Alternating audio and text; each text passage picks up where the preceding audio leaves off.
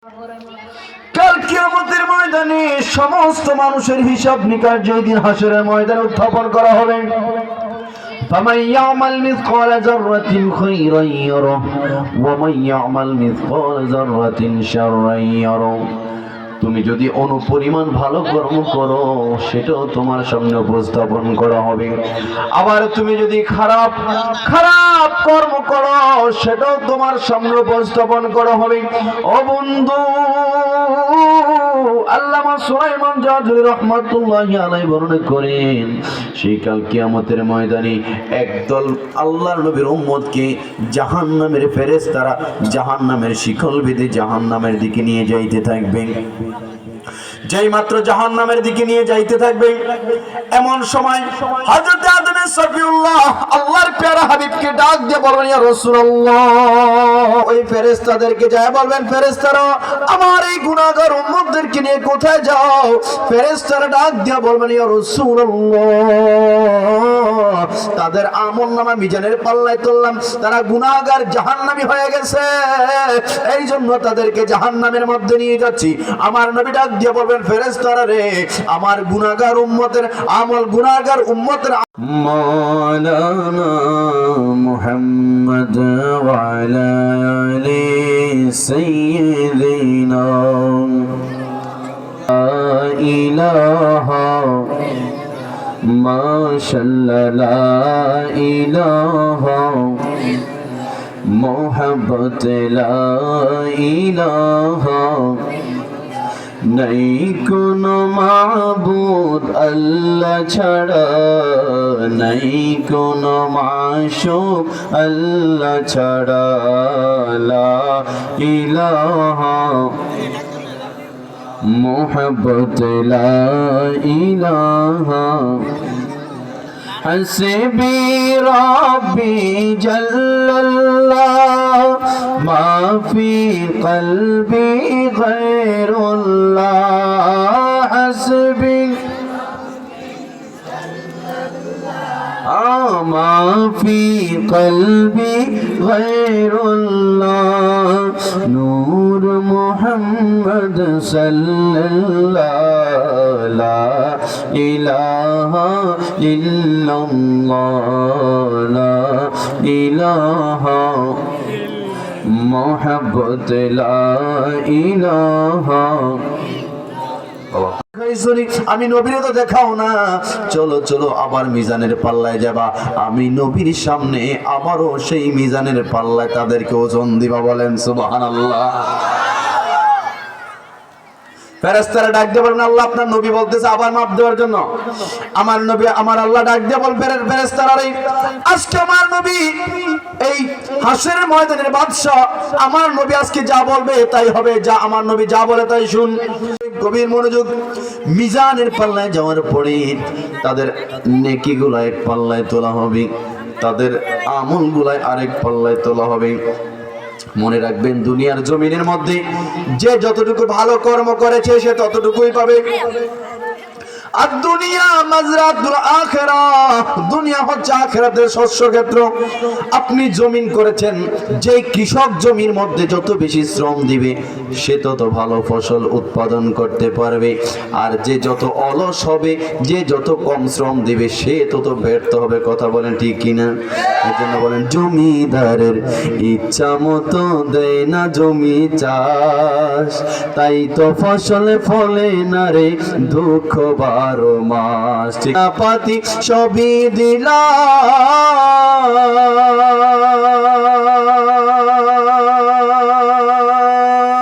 তবু জমিন আমার হয় যে নিলাম, আমি খাজনা পাতি সবই দিলাম, তবু জমিন আমার হয় যে নিলাম।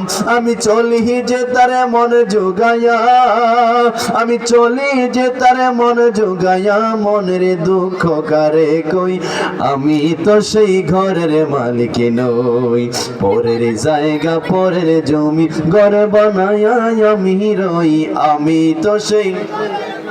আপনারা পারেন? আপনারা পারেন? মাস তো সেই সেই দিন তাদের আমল নামা এক পাল্লায় তোলা হবে, তাদের গুনাহগুলোর এক পাল্লায় তোলা হবে, মাপ দেওয়া হবে। তাদের দেখবে আমলগুলা কম, গুনাহটা অনেক বেশি, আমলগুলা কম। ফেরেশতারা ডাক দিয়ে বলবেন, ইয়া রাসূলুল্লাহ, নজর করে দেখেন তাদের আমল নাই। তারা জিন্দেগিতে 50, 60, 70 বছর হায়াত পাইছে, তাদের হায়াতের মধ্যে তারা মিথ্যা কথা, তারা 50, 60 বছরের মধ্যে সংসার ধর্ম করতে গিয়া, ছেলে সন্তানকে মানুষ করতে গিয়া, চাকরি বাকরি ব্যবসা বাণিজ্য করতে গিয়া হায়াতটা শেষ করে দিল। ইয়া রাসূলুল্লাহ, তাদের আমল নামায় নজর করে দেখেন কোনো আমল নাই গো নবী, অতএব তারা এখন জাহান্নামের প্রতীক হয়ে যাবে। আমার নবী কি করবেন সেই মুহূর্তে?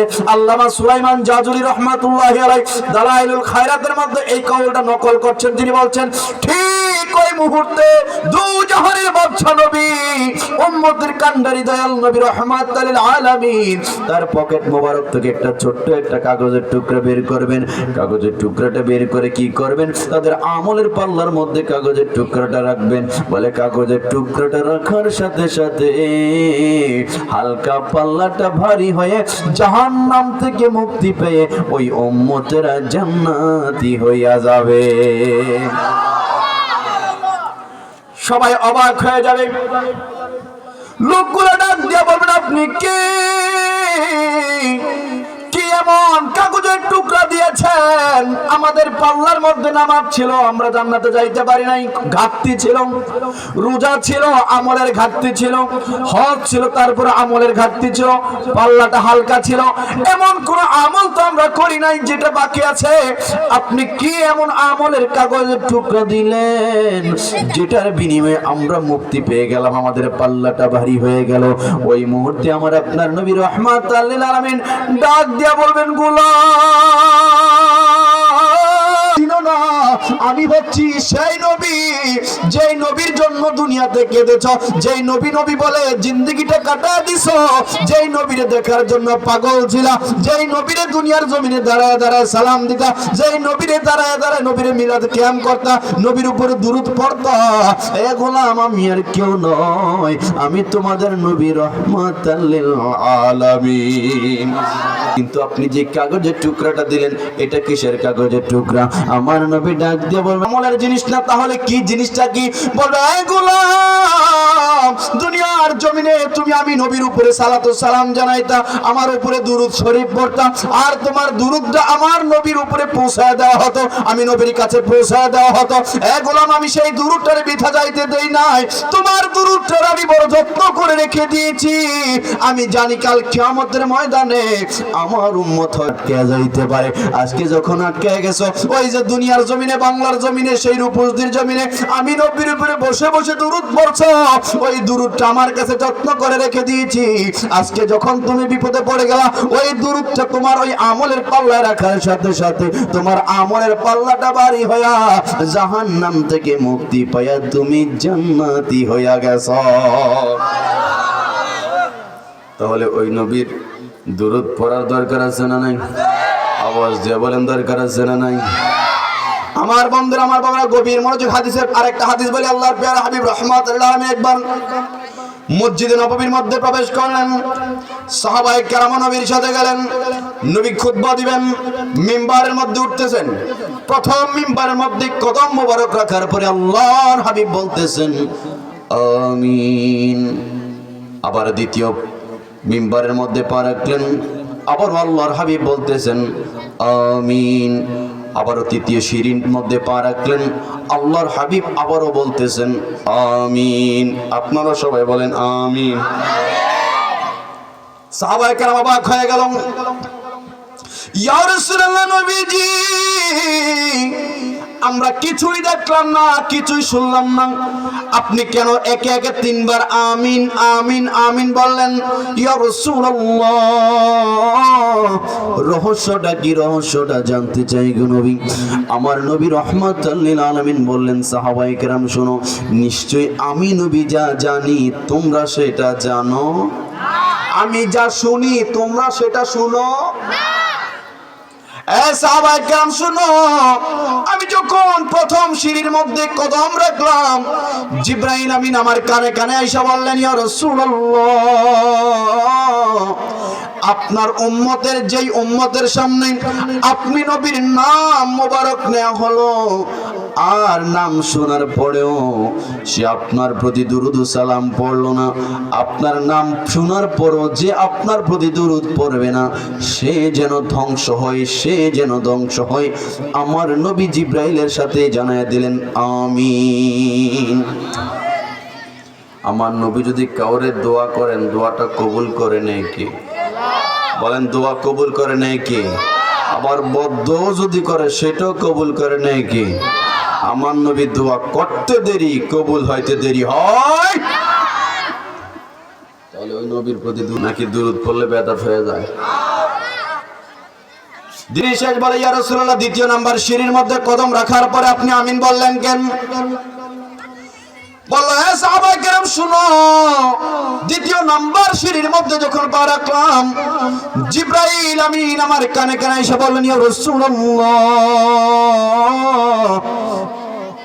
আপনার যেই সমস্ত উম্মতের রমজানুল কারীম পাইলো, রমজান মাস পাইলো, কিন্তু লাম ইয়াদখুলিল জান্নাত, জান্নাতের মধ্যে প্রবেশ করতে পারলো না।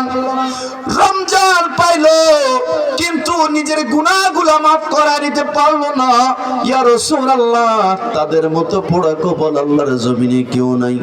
কারণ আমার নবী রাহমাতাল লিল আলামিন হাদিসে পাকের মধ্যে জানায় দিলেন, মান সামা রমাদানান ঈমানান ওয়া ইহতিসাবা গুফির লাহু মা তাকদ্দামা মিন জানবিহি। যেই ব্যক্তি রমজান মাসে ঈমান এবং ইহতিসাবের সাথে গোটা মাসের রোজাগুলো রাখবে, আমার আল্লাহ তার तमाम জিন্দেগীর সকল গুনাহ খাতাগুলো মাফ করে দিবে। শুধু তাই নয়, আমার আল্লাহ হাদিসে কুদসির মধ্যে জানাই দিলেন, আস-সাওমু লি ওয়া আনা আজিযু বিহি। হে গোলাম শুনো, রোজা আমি আল্লাহর জন্য রাখা হয়, ও আল্লাহর নামাজ তো আপনার জন্য পড়ি। কুল ইন্না সলাতি ওয়া নুসুকি ওয়া মাহইয়ায়া ওয়া মামাতি লিল্লাহি রাব্বিল আলামিন। আয় আল্লাহ, আমাদের নামাজ, আমাদের রোজা, আমাদের কুরবানি বলেন কার জন্য? ইয়াকা না'বুদু ওয়া ইয়াকা নাস্তাঈন। আল্লাহ একজনের কাছে চাই, বলেন তিনি কে? আমরা প্রার্থনা কার কাছে চাই? নাকি কোনো বাবার কাছে, কোনো মাজারের কাছে চাই? আমরা মাজারে জিয়ারত করি, আল্লাহর ওলির উসিলা ধরে চাই, কিন্তু চাই কার কাছে? তো আল্লাহর কাছে চাওয়া যাবে কি যাবে না? আওয়াজ দিয়ে বলেন, চাওয়া যাবে কি যাবে না? ও আল্লাহ, নামাজও আপনার জন্য, জন্য বলেন আমার জীবন আপনার জন্য, কিন্তু অন্য কোন ইবাদতের ক্ষেত্রে এই শব্দটা ব্যবহার করলেন না। রোজার ক্ষেত্রে আপনি এটা কেন বললেন? আস-সাওমু লি ওয়া আনা আজিযু বিহি। রোজা আমার জন্য, আমি আল্লাহ এটার প্রতিদান দিব। তার কারণটা আমার আল্লাহ জানাই দিবেন গোলাম। তার কারণ হচ্ছে সব নামাজ আমি আল্লাহর জন্য হয় না। কয় কেমন কেমন? কয় কিছু কিছু মানুষ আছে মসজিদে না গেলে মাইনসে খারাপ কইব, এই জন্য মাইনসের দেখানোর জন্য মসজিদে যায়, আছে না নাই?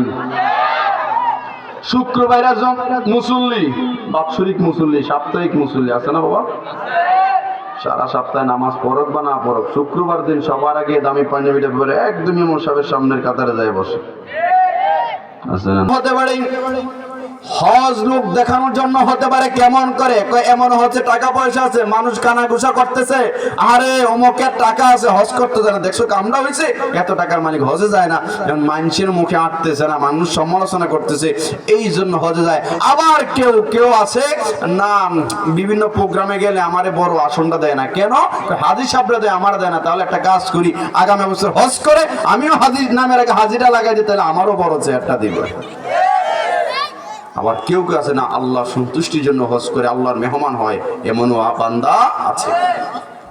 তাহলে আল্লাহ বলবেন নামাজ অন্যের জন্য হতে পারে, হজ অন্যের জন্য হতে পারে, কখনো দান সদকা যাকাত অন্যের জন্য হতে পারে, কিন্তু রোজা এমন একটা আমল, আপনি যদি ঘরের দরজা বন্ধ করে একদম নীরব নিবৃত্তির মধ্যে পেট ভরে খাবার খেয়ে বাইরে এসে যদি বলেন আমি রোজা আছি, কেউ আপনার পেট চেক করবে না।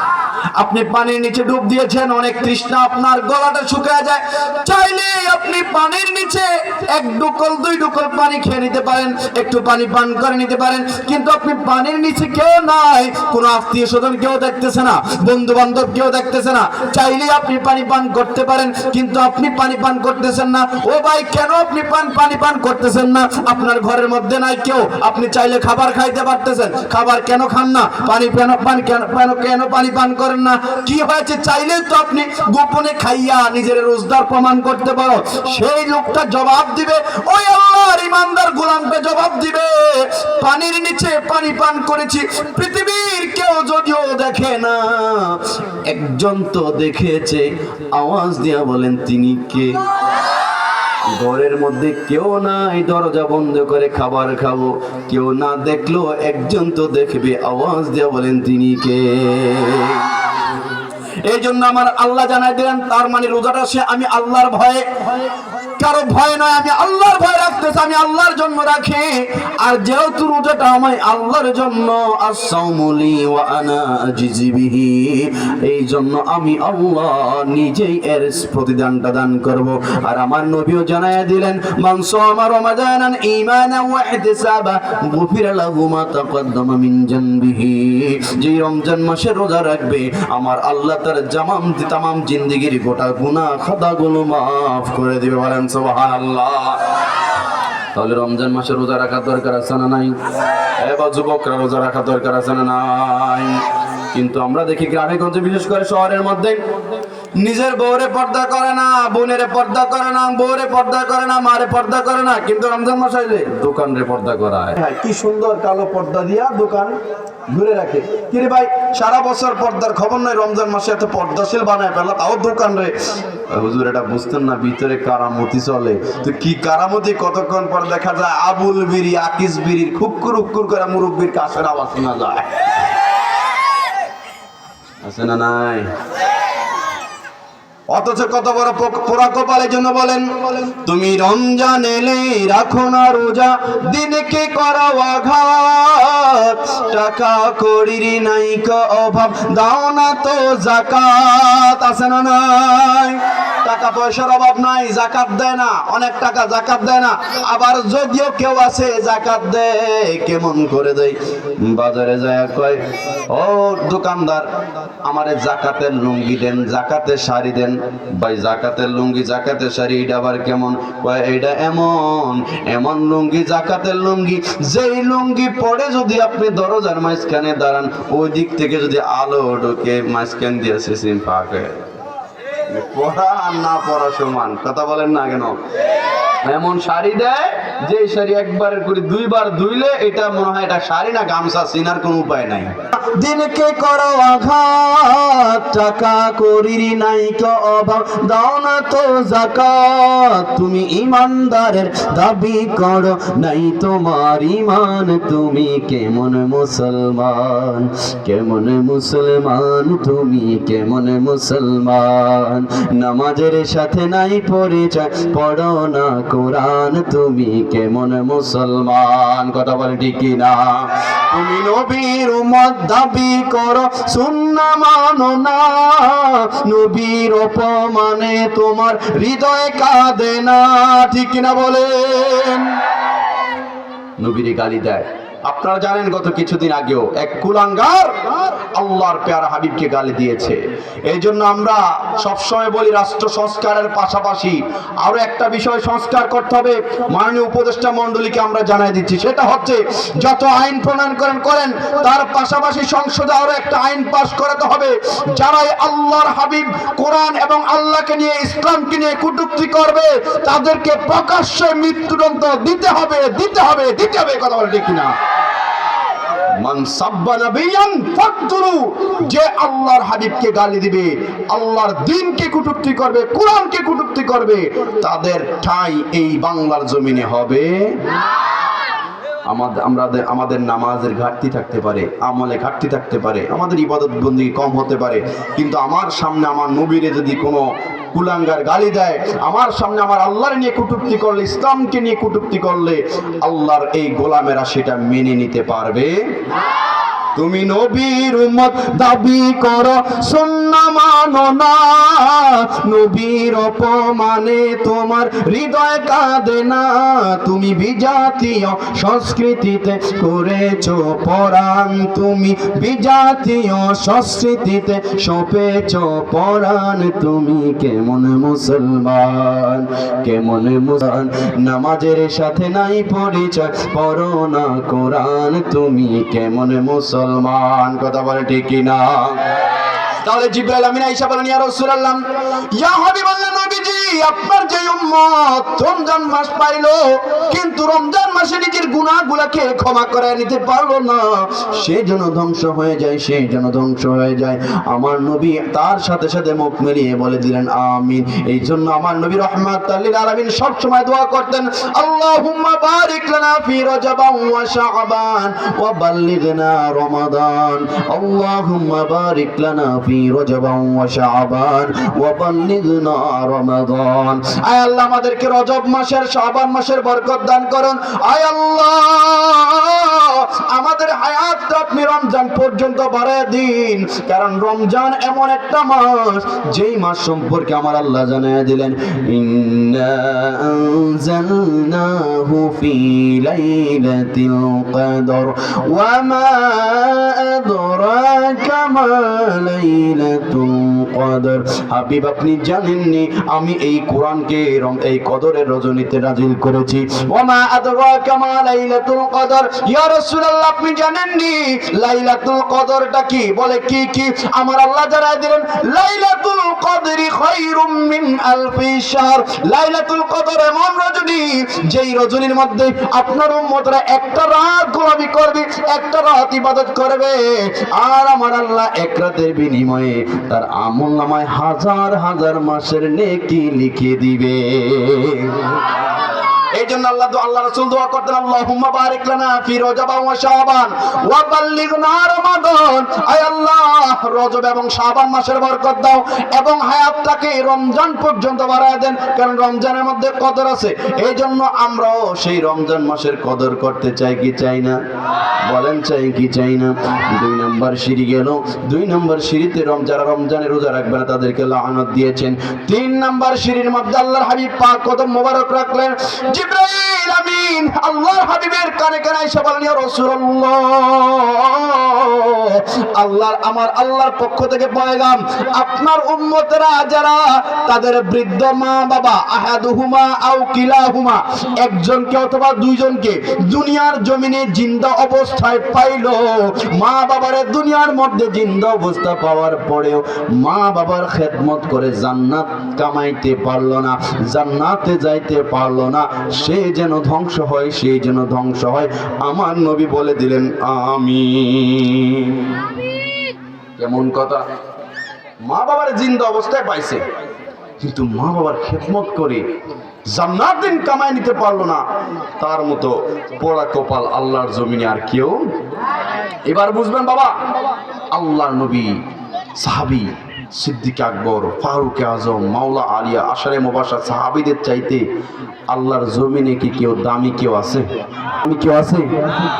অথচ আল্লাহর নবীর জামানায় এমন একজন ব্যক্তি, সাহাবী কাকে বলা হয়? বলে যে ঈমানের সহিত বিল ঈমান, ঈমান সহিত আল্লাহর নবীকে চর্ম চক্ষে দেখেছে এবং ঈমানের সহিত ইন্তেকাল করেছেন, সে আল্লাহর নবীর সাহাবী। বলে সাহাবীদের মর্যাদা কত? বলে যে 1 মিনিটের সাহাবী তার মর্যাদাও গাউসুল পাক আব্দুল কাদের জিলানীর চাইতে অনেক অনেক গুণ বেশি। 1 মিনিটের সাহাবী মানে ঈমান আনছে, ইন্তেকাল করেছেন, তার মর্যাদা আসহাবিকান নুজুম। সেই নবীর জামান, যে নবীর জামানায় ছিল, নবীর আশিক ছিল, কিন্তু নবীকে না দেখার কারণে সাহাবী হতে পারে নাই, তাবি হয়ে গেল। তার নাম হচ্ছে হযরত ওয়াইস আল করনি, ওয়াইস করনি হিসেবে আপনারা যাকে চিনেন। তো নবীর এত বড় আশিক, হায় হায়, আপনারা বলেন না পাগল ছিল ওয়াস করনি, জুব্বা দিলা তারে, আমি পাগলা চাই না জুব্বা, চাই শুধু তোমারে। সুবহানাল্লাহ বলেন না। সে ওয়াস করনি নবীর জামানা ছিল, কিন্তু নবীকে চর্ম চক্ষে সরাসরি দেখে না। কেন? ইবাদত কবুল হবে, বলেন কবুল হবে। কিন্তু আমরা দেখি অনেক আছে পাক্কা মুসল্লি, নামাজ পড়তে পড়তে কপালে দাগ ফেলে দিয়েছে, কিন্তু বাবা মারে ভাত খাওয়ায় না। ভাগ করে করে দেয়, ছোট ভাই একদিন, বড় ভাই একদিন, মেজু ভাই একদিন। কোন কারণে যদি কারো ঘরে একদিন বেশি খাওয়ানো লাগছে, ওই দিন তো ওই সংসারের মধ্যে আগুন জ্বলে। আমি বেশি খাওয়াইতাম কেন? আমারে কি কদ্দুর কম দিছে? আমি বেশি খাওয়াইতাম কেন? ওই দিন বাবা মা না খেয়ে থাকতে হয়। ভাগ করে দেয়, মাসে 500 করে, 1000 করে, এই সন্তান 1000 দিবে, ওই সন্তান 1000 দিবে। কোনো কারণে যদি বাবা মা একটু অসুস্থ হয়ে যায়, টাকাটা বেশি লাগে, চাইতে গেলে ইতিমের মতো অসহায়ের মতন, বাবা টাকাটা তো একটু লাগে, একটু কয়টা টাকা যদি দিতি ওষুধ খাওয়ার জন্য। হ্যাঁ, আর কোনো ছেলে নাই তাদের কাছে যাইতে পারো না? ধমক দিয়ে কথা বলে, আছে না নাই? নিজের বাবা মাকে মা বলে ডাক কবে দিয়েছে মনে নাই, বাবাকে আব্বা বলে কবে ডাক দিয়েছে মনে নাই, কিন্তু শ্বশুর শাশুড়ির আব্বু আম্মু ছাড়া কথা কয়। মনে রাখবেন, মা বাবার মনে আল্লাহর হাবিব বলেছেন, হে গোলাম শুনো, জান্নাতে যাওয়ার জন্য মক্কায় আসো, জান্নাতে যাওয়ার জন্য নামাজ পড়ো, জান্নাতে যাওয়ার জন্য রোজা রাখো, জান্নাতে যাওয়ার জন্য মসজিদে সিজদা করে থাকো। জান্নাত কোথায়? কোথায় জান্নাত খুঁজো? মক্কায় জান্নাত খুঁজতে এসেছো? মসজিদে জান্নাত খোঁজার জন্য এসেছো? জান্নাতের ঠিকানা জেনে নাও, আল জান্নাতু তাহতা আকদামিল উম্মাহাত, জান্নাত তোমার মায়ের কদমের নিচে। মা রাজি, আল্লাহ রাজি, জান্নাতের পিছনে তোকে দৌড়াতে হবে না। মা বাবারে রাজি কর, তাহলে দেখবি জান্নাত তোর পিছে পিছে দৌড়াবে। কিন্তু আমরা দেখি হজ করার জন্য যায় লক্ষ লক্ষ টাকা খরচ করে, মক্কা যায়, মানুষের দান সৎকার করে, কিন্তু নিজের মা বাবারে খাবার দেয় না, কষ্ট দেয়। মা বাবার সাথে সুসম্পর্ক নাই। বহু সন্তান আছে, আগে ভালো ছিল, কিন্তু বিবাহ করার পরে সুন্দরী নারী পাইয়া, শ্বশুর বাড়ি দামি শ্বশুর বাড়ি পাইয়া, এবার মারে কয় বুড়ি, বাবারে কয় বুড়া, এমন কুলাঙ্গার সন্তান আছে না নয়? আরে এই বাবা মা সারা জীবন দুনিয়ার মধ্যে থাকবে না, এটা যে কত বড় নিয়ামত। অসাকাতুর রাব্বি সাকাতুল ওয়ালিদান, বাবা মার সন্তুষ্টি আল্লাহর সন্তুষ্টি, বাবা মার অসন্তুষ্টি আল্লাহর অসন্তুষ্টি। অর্থাৎ কোন সন্তানের প্রতি যদি তার মা তার বাবা খুশি হইয়া যায়, আমার আল্লাহ তারে আল্লাহর ওলি বানায়া নেয়। আবার কোন সন্তানের প্রতি যদি আমার আল্লাহ তার বাবা মা অসন্তুষ্ট হয়ে যায়, সে যত বড় মোল্লা, সে যত বড় কিছু হোক না কেন, নয় নয়, সে যদি মক্কা মদিনার ইমাম হয়, আর তার বাবা মা যদি তার প্রতি সন্তুষ্ট খুশি না থাকে, আমার আল্লাহ কয় তুই মক্কা মদিনার ইমাম হইছস, তাতে কি তোর একটা সেজদা আমি আল্লাহর দরবারে কবুল হবে? কারণ কবুল হবে। সেই ওয়াজ করনি, যে ওয়াজ করনি, নবীরা তো পাগল ছিল, সেই ওয়াজের করনি পর্যন্ত। এবং ওমরকে বললেন, ওমর, আবু বকর, তোমাদেরকে এই চাদরটা দিলাম, আমার ওয়াজ করনি তার মায়ের খেদমত করেছে, আমি নবী তার প্রতি খুশি হয়ে গেলাম। যাও যাও, তার দরবারে চলে যাও, তার কাছে যাবা, তাকে আমার এই জুব্বাটা, আমার এই জুব্বা মুবারক তাকে হাদিয়া হিসাবে দিবা, আমার নবীর সালাম তাকে জানাইবা, এবং তোমরা আমার ওই ওয়াজ করনির কাছে দোয়া চাই নিবা, এবং তাকে বলবা সে যেন আমার গুনাহগার উম্মতের জন্য দোয়া করে। বলেন সুবহানাল্লাহ। যেখানে সাহাবীদের মর্যাদা এত বেশি, এখন ওই সাহাবী তাবির কাছে দোয়া চাওয়ার জন্য যাচ্ছে। সুবহানাল্লাহ বলেন। পাগল ছিল ওয়াসকরণী, জুব্বা দিলা তারে, আমি পাগলা চাই না জুব্বা, চাই শুধু তোমারে প্রিয় হাবিব। পাগলের রাখছো কেন দূরে, ও প্রিয় হাবিব, পাগলের রাখছো কেন?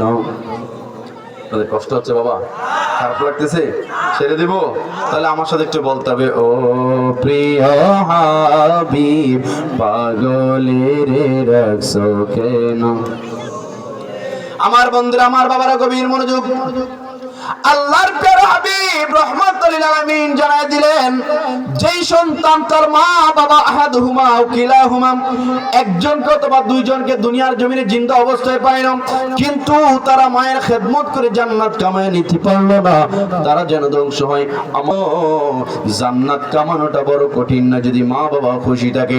এই তিনটা জিনিস আল্লাহ নবী জানায় দিলেন। আর একটা বিষয় শুনবেন, আর একটা হচ্ছে পরের হক। পরের হক এমন একটা বিষয় এবং প্রতিবেশীর হক এমন একটা বিষয়, আমার নবী হাদিসে পাকের মধ্যে বলেন, লিল মুমিনি আলাল মুমিনিন সিত্তু খিসাল, একজন মুমিন আরেকজনের মুমিনের উপরে 6টা হক রয়েছে। আওয়াজ দিয়ে বলেন কয়টা? 6টা হক রয়েছে। এই হক আমরা কতটুকু আদায় করি? মুমিন যদি হয়ে থাকেন এই হকগুলো আদায় করতে হবে। আল্লামা হযরত আব্দুল্লাহ ইবনে মুবারক রাহমাতুল্লাহি আলাইহি বর্ণনা করেন, আব্দুল্লাহ ইবনে মুবারক জবরদস্ত একজন মুহাদ্দিস ছিলেন, যিনি ইমাম বুখারী রাহমাতুল্লাহি আলাইহির উস্তাদ ছিলেন। সুবহানাল্লাহ বলেন না। এবং হযরত ইমাম আযম আবু হানিফা রাহমাতুল্লাহি আলাইহির ছাত্র হযরত আব্দুল্লাহ ইবনে মুবারক। নামটা বলেন, কি নাম? আব্দুল্লাহ ইবনে। সেই আব্দুল্লাহ ইবনে মুবারক রাহমাতুল্লাহি আলাইহি বর্ণনা করেন, তিনাকে আল্লাহ এত সম্পদ দিয়েছে, মনে রাখবেন, ধন সম্পদ আল্লাহ পাক রব্বুল আলামিন মানুষকে কখনো দিয়ে পরীক্ষা করে। আল্লাহ বলছেন, আবার কখনো নিয়েও পরীক্ষা করে। আল্লাহ বলছেন, ওয়ালানাবলুওয়ান্নাকুম বিশাইইম মিনাল খাউফি ওয়াল জু'i ওয়া নাকসিম মিনাল আমওয়ালি ওয়াল আনফুসি ওয়াস সামারাত ওয়া বাশশিরিস সাবিরিন। আল্লাহ জানায় দিলেন, গোলাম আমি তোমাদেরকে কখনো কখনো পরীক্ষা করব। কি দিয়া জানোনি? কখনো মৃত্যু দিয়া পরীক্ষা করি, কখনো সম্পদ নষ্টের মাধ্যমে পরীক্ষা করি, কখনো সম্পদ দিয়া পরীক্ষা করি, কখনো সম্পদ নিয়ে পরীক্ষা করি, কখনো কখনো ফসল নষ্ট করে পরীক্ষা করি। শুনে রাখো, ওয়াবাশশিরিস সাবিরিন, তারাই সফল কাম যারা ধৈর্য ধারণ করবে, যারা ধৈর্যশীল। আল্লাহ আরেক জায়গায় জানিয়ে দিলেন, ইন্নাল্লাহা মা'আস সাবিরিন, নিশ্চয় আমার আল্লাহ রাব্বুল আলামিন ধৈর্যশীলদের সাথেই রয়েছেন। বলেন সুবহানাল্লাহ। সেই আব্দুল্লাহ ইবনে মুবারক রাহমাতুল্লাহি আলাইহি, আল্লাহ পাক ওনাকে এত সম্পদ দিয়েছেন। আমি আজকে শুনেছি, আমি আগে জানতাম না যে এই এলাকায় যে আপনাদের শাহ আমানত লুঙ্গির যিনি প্রতিষ্ঠাতা, ওনার বাড়ি নাকি এলাকায়, আমাকে হুজুর বলল। এবং ওনার প্রশংসা শুনে আমি মুগ্ধ হয়েছি যে উনি এলাকার মানুষদেরকে কখনো ভুলে যান নাই। অনেক আছে টাকা পয়সা হইলে, ও আজকে আমি আসার সময় আমার পাইলট সাহেবের সাথে বলতেছিলাম যে কিছু মানুষ নতুন টাকা পয়সা হইলে গ্রামে যায়া সে এবার আর ওই গ্রামের ভাষায় কথা বলে না, শুদ্ধ ভাষায় কথা বলে। 2 দিনের কি জানি একটা ভাতের কয় অন্ন আছে না এরকম। কিন্তু অনেক আছে গ্রামে টাকা পয়সা হইলে ধারে কাছে হাঁটা যায় না, মুসাফা করে না। কেন? এই গরিব মানুষের হাত লাগলে আমার হাত নোংরা হয়ে যাবে, টিস্যু দিয়ে মুছে ফেললেন। কিন্তু আজকে শুনেছি যে আমানত শাহ লুঙ্গির প্রতিষ্ঠাতার বাড়ি এখানে, এবং উনি সর্বক্ষণে কি এলাকার মানুষের কল্যাণে, মানুষের পাশে দাঁড়ানোর জন্য তিনি মরিয়া হয়ে থাকেন। মারহাবা বলেন না। এবং তিনি এলাকার অনেক উন্নয়ন কাজের সাথে সম্পৃক্ত থাকেন, গরিব দুঃখী মানুষের পাশে দাঁড়ানোর চেষ্টা করেন। এবং ওনার কাছে এই এলাকার কেউ যায় কখনো মাহরুম হয় নাই, হতাশ হয় নাই। তো আল্লাহ পাক এরকম ব্যক্তিত্ব যে সমাজের মধ্যে আছে, এই সমাজে আসলে অন্য কোনো কিছু দরকার নাই। কথা বলে ঠিক কিনা? আল্লাহ এরকম পিলার, এরকম নক্ষত্র প্রত্যেকটা অঞ্চলে আল্লাহ তৈরি করে, বলেন আমিন। আমার আরো ভালো লেগেছে আপনাদের যুবক ভাইগুলারে দেখে। বিশ্বাস করেন, আমি আজকে আসার পরে যুবকদের যে উচ্ছ্বাস দেখেছি, আমি মুগ্ধ হয়ে গিয়েছি। কারণ মনে রাখবেন, এখনকার বর্তমানে প্রত্যেকটা অধিকাংশ সমাজগুলা নষ্ট হয়ে গেছে মাদকে, নেশায়, অশ্লীলতায়, যেখানে সমাজগুলোকে কন্ট্রোল করতে গভর্নমেন্টে হিমশিম খেয়ে যাচ্ছে, পুলিশ প্রশাসন হিমশিম খেয়ে যাচ্ছে। কিসে বলে?